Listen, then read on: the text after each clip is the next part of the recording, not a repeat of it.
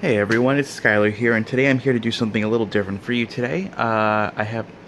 You're gonna hear the fan in the background. It's to drown out more of the noise going on through the rest of the house, so please forgive that. But it was a little too noisy without the fan, believe it or not. I'm here to actually do an instrument review today. I'm here to review the Berkeley Winds A Clarinet. It's a Chinese-made instrument, and when you get it, this is what the case looks like. It's a really nice case. I actually really like it. Um, it just looks really nice. It's got a little bit of dirt from the floor, so just don't worry about that. It seems pretty solid, so I'm actually pretty happy with the case it came in, but, sorry. But what does the instrument look like? So let's open it up and take a look. Alright, so, it's a Chinese-made instrument. It's a hard rubber, so it's not going to be actual wood like my B flat over here. I have a B flat, which is an Armstrong. When you look at it up close, you can tell it's made out of real wood. Camera's not focusing so well on that. Oops, sorry. Let's see if I can get it to focus a little better. If you look inside, you can kind of see that it's actual wood on the inside. So that's nice. We'll put that back for now, and we'll return to the A clarinet because that's what we're here for. So if we look at the bell on the hard rubber, you can see the outside is kind of brushed to kind of look like wood, but if you look on the inside, it's completely smooth because it's actually just plastic. It's not actual wood. But that's what do you expect for an instrument that's Chinese made and nice and cheap. This instrument was $350. I will post a link to it to where I found it in the description box below. So what else do you get with this A clarinet? Well, you can see the logo there. God, this is a terrible camera. Berkeley. You get this drop cloth, the cleaning cloth. I don't particularly care for this one. I think the material is a little too thick for me, so I had a little trouble when trying to bring it through. I prefer the one I have over here, this silk one. It's a lot thinner and easier to bring through. But it's functional, so you could definitely use it if you so wish. Put that to the side for now, or just almost drop it on the floor, that's fine. It comes with a mouthpiece, but I would highly recommend not using the mouthpiece, because most mouthpieces that come with Chinese-made instruments are pretty bad. I just left this one in the case. It even comes with a reed, but the reed is not so nice. It's a little hard to tell because the camera won't focus on it.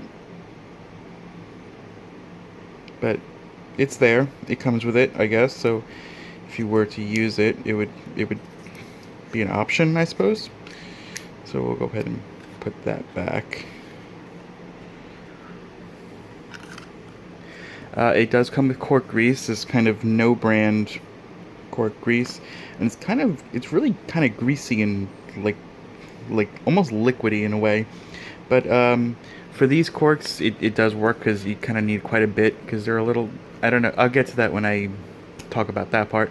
Something else that it also came with that I didn't expect, the website didn't mention, I actually put into my B-flat case, is it came with one of the little tiny screwdrivers, which is actually kind of nice because you never know when you might need one of those. Just having them around is nice. It didn't mention that, I don't think, anywhere on the website unless I just missed it, but that was a nice little bonus that I keep in my other case. It also comes with two barrels. One of them has the metal rings and the other one kind of doesn't. I don't know if there's actually any difference when you're playing them. I'm not really a clarinetist, so I couldn't answer that question confidently. But you do come with two barrels. I think this one looks kind of interesting and different, and they both go on. Of course, I actually I don't know if I've actually tried this one, but this one definitely fits, and it just makes it look a little different and kind of cool. I don't know if there's actually a difference in terms of playing them. So that's basically all that comes in the case, is besides the instrument itself, of course. But as I was saying before, you're gonna really want to cork grease these a lot. Because, yeah, I don't know, I don't think these are actually fitted as properly as I could. You can even see, I'm having a little trouble with actual plastic going onto the bell section, but you just want to ease it in gently. I'm not going to put it all the way on right now in front of the camera when I, can't really use my hands that well. But yeah, use a lot of cork grease and just ease it in gently. And another thing with these Chinese-made instruments is the metal used on them is not the greatest, so you do want to be careful with where you put your hands. And you want to be careful where you put your hands. When you're putting it together, try to grab as little metal as possible because it will be very easy to bend these. And then you'll have to get it repaired. But, here on the bottom joint here, you can definitely grab down here and it's not too bad.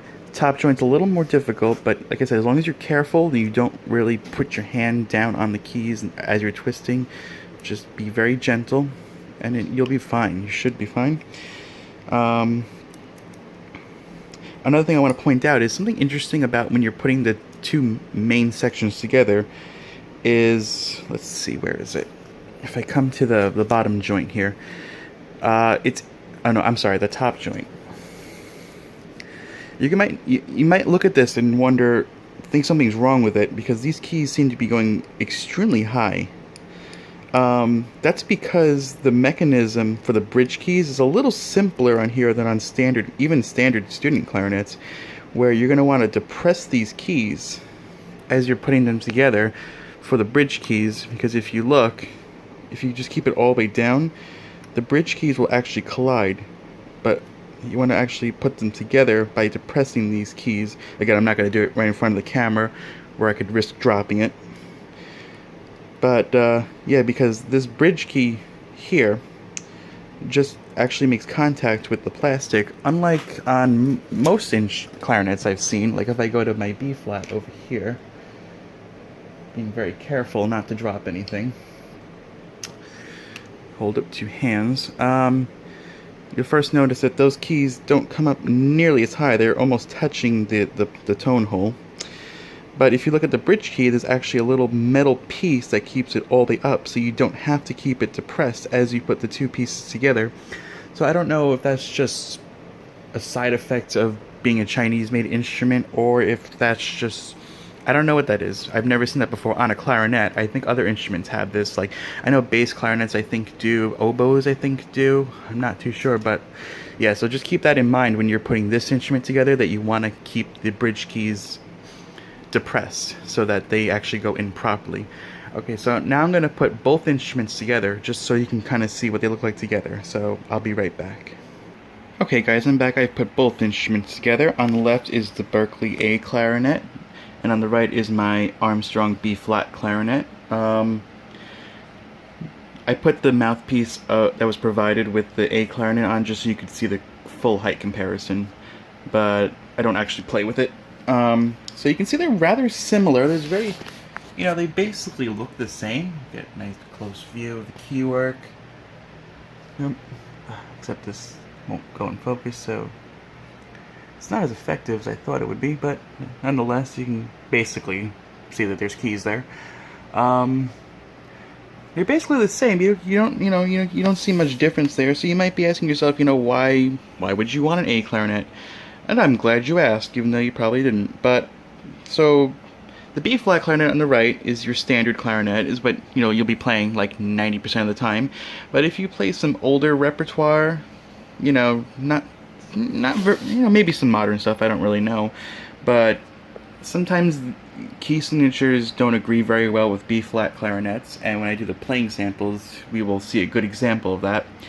But if you use an A clarinet, then sometimes playing a half step lower allows the key signature to be a little more finger friendly. So let's say the key signature of the entire piece is in E major, 4 sharps. So if you're playing that on a B flat clarinet, you have to go up 1 whole step. So your key would be an F sharp, which is 6 sharps, which is not that nice all the time. But if you were to play that same thing on an A clarinet, you would be in the key of G, which is just 1 sharp. So that's it's a lot more finger friendly, isn't it? And the two instruments basically sound the same. They're just slightly different heights. They also have the same bore, so you can actually, you don't need a separate mouthpiece for your A clarinet. You can use your B flat mouthpiece on the A clarinet and it'll fit just fine. I decided to use the ring barrel here just so you can kind of see the similarities. This is just a Selmer Golden Tone. I think it was like $20 on Amazon, but it's probably better than whatever this is, this no-name thing. And of course I'm using Van Doren reeds. That's the reed I have on there. So yeah, that's the nice thing about having both clarinets, is that you can just take this mouthpiece off and stick it on here and it'll function just fine. So now that we saw that the instrument looks rather nice, you know, for being a plastic, hard rubber, whatever it is, and besides the little hitch about putting it together with the bridge keys, I forgot to mention that when you put the instrument together, you should have the top bridge key depressed, but not the bottom one, because that'll actually bring it up and it won't help you at all. So that could be a little tricky, trying to get, you know, the instrument together while having to keep the bridge keys down, while also trying not to bend the metal. So you have to be super, super careful when you're putting this together, because you don't want to break it. You know, being Chinese-made, the metal isn't great, so it will break easily. Just to reiterate, so I highly advise that you be very gentle and careful in putting it together. But it will go together, and I have played it before, and it does play. So I guess the important part is we should see how it actually sounds. And I will actually cut away to me playing with an actual microphone, so the audio quality is the best it can be. And then I will go from there. Okay, guys. Before I actually do the playing excerpt, I thought I'd show how well in tune the instrument itself is. So I have the tuner right here with the display for you guys, and I'm just going to kind of go through the notes. I'm going to start down on a low E, which on the A clarinet will be a C sharp. So if I, so that, because it's an A, so it'll be a minor third lower, so don't let that throw you off. So I'm just going to go down from E and go chromatically up to high G. I'm not that great of a clarinet player, so those high notes might not speak as well as they should, but we'll give it a shot. So here we go.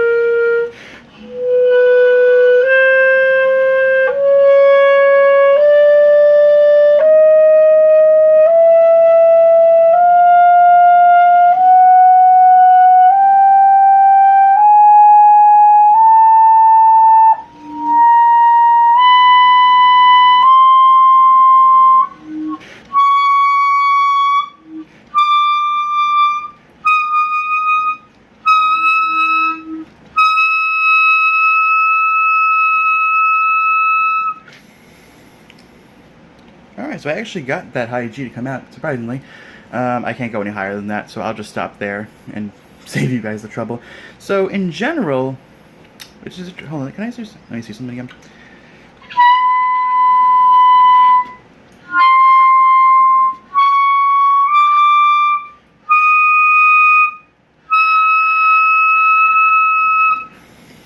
Yeah, so, because that G should be, yeah, so for some reason before when I was doing this, that high G actually ran very sharp, but now it's actually very flat, interestingly, because G should come out as an E, and right there, it's that mid one is very sharp, but the high one, well, now, there we go, now it's sharp again. Maybe my lips were consciously correcting it, or maybe a little too much so, or maybe I was just doing something wrong, I don't know.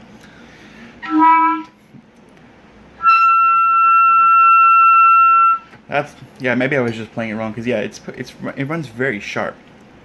The bottom range is actually really flat, but interestingly, because I already tuned the instrument and pulled out the barrel a little bit so it would be a little more in the middle. So those low notes were actually on the mark earlier when I was just running through it.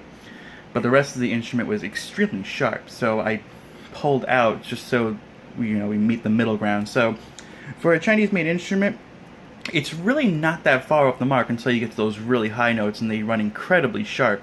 So I don't know, like if you're gonna have a lot of high notes, maybe pull out a little more and lip it down so you can compensate a little bit. But other than that, it's not too far off for something as cheap as this. So yeah, it's really not bad. Like I said, just some intonation issues, which all instruments have, I suppose, but just this cheaply made instrument just accentuates those problems a little more.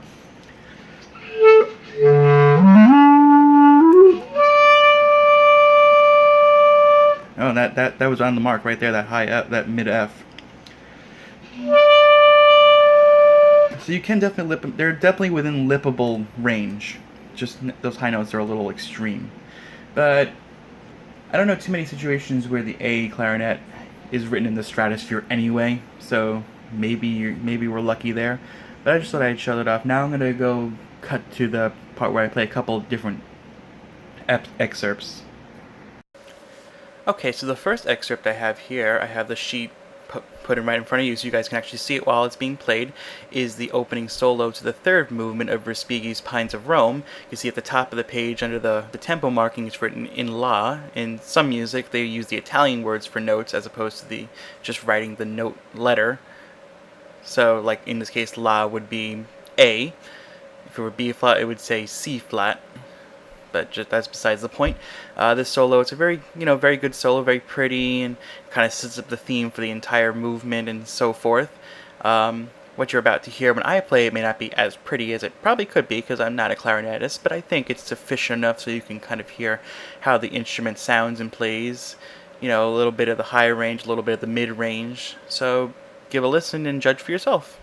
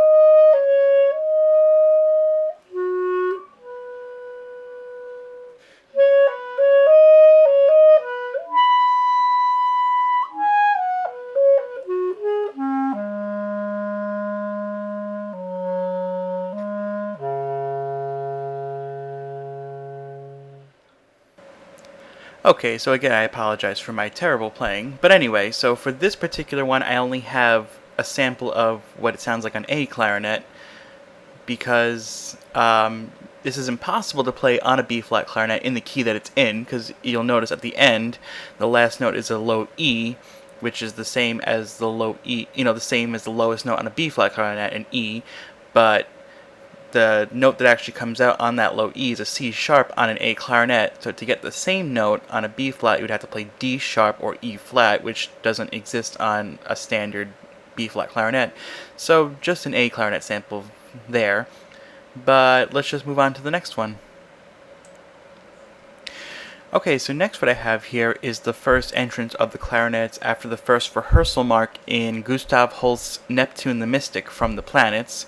And on this page we have both the first clarinet and the second clarinet part written kind of side by side. So first what you'll hear is me playing the first line, the first clarinet part, and then the second clarinet part. They're just kind of a good legato lines that really kind of go through a bunch of different notes and kind of jump around. So it really kind of shows off what the A clarinet, the A clarinet can sound like in a bunch of different when you're jumping around instead of just being a nice smooth passage like the last one was. So this is a little different. So let's take a listen to these two parts.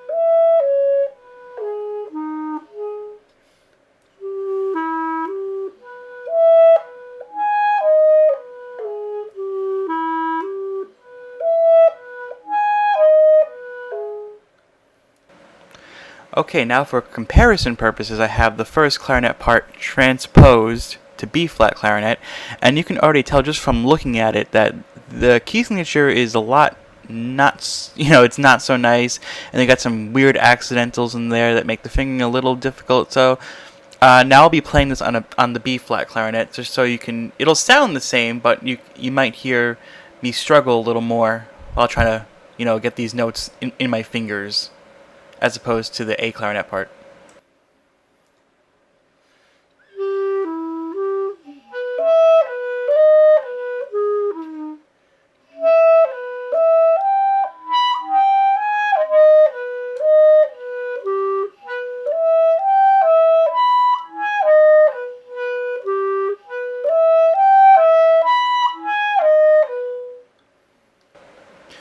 Okay, and now I'm doing the same thing for the second clarinet part. Although the part is actually written lower, I actually had a lot more difficulty trying to do this than anything else I've tried to record for this video. I don't know, some of the intervals between, because you're crossing the break quite a bit, so that makes these notes twice as difficult than it was for the higher part where you're just over the break the whole time. So just give it a listen. It's interesting.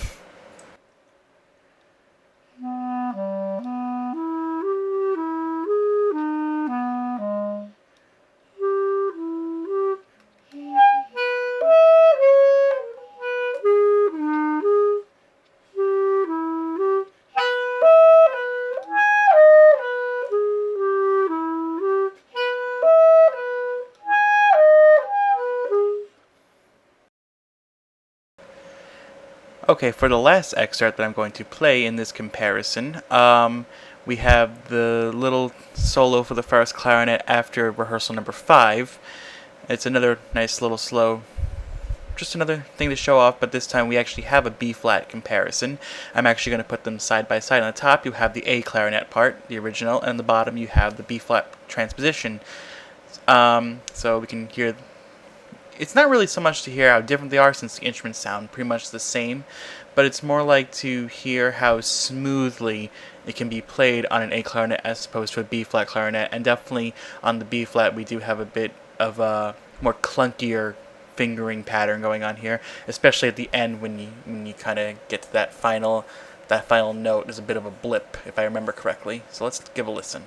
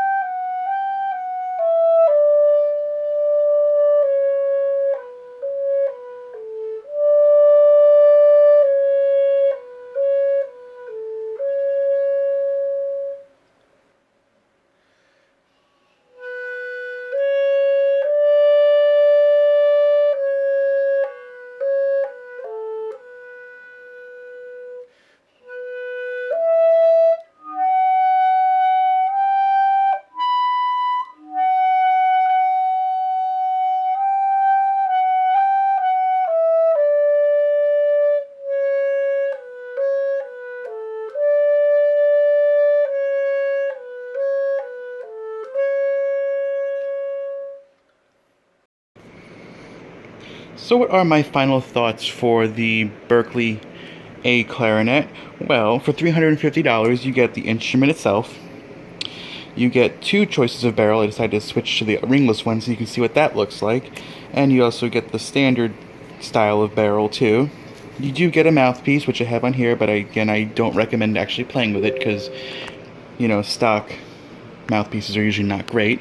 And it also comes with a reed should you, you know, need one. But I recommend, again, that you actually get other reeds from an actual brand. It comes with cork grease. Comes with mouthpiece cover too, which is, you know, nice. And as I mentioned before, it also comes with this tiny screwdriver, which is good for, you know, the tiny screws on these woodwind instruments. You can pretty much use them for most of them, and that's pretty nice.